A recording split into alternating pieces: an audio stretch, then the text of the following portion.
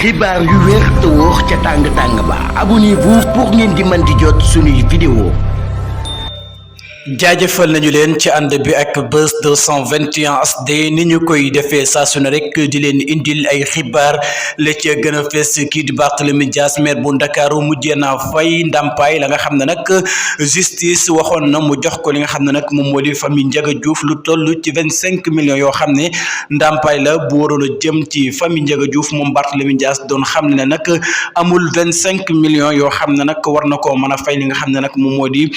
famille Ndiaga Diouf. kon nag bu ñu sukkandikoo ci ay avocat wam ñu ngi xamal ne Barthélémy Dias bind na chèque bu toll ci 26 millions jébbal ko li nga xam ne nag moom moo di avocat pour famille Ndiaga Diouf kon nag Barthélémy Toye Dias mujjee naa fay ndàmpaay la nga xam ne nag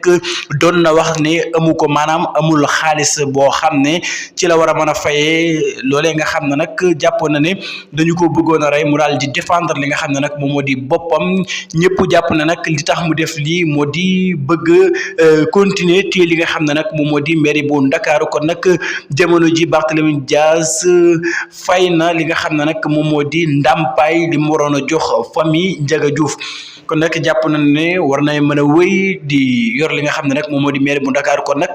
lu ci man di am daal justice dana daal di continuer def li nga xam ne nag moom moo di liggéeyam ci dossier ki nga xam ne moom moo di Ndiaga Diouf ak Barthélémy Toye Dias.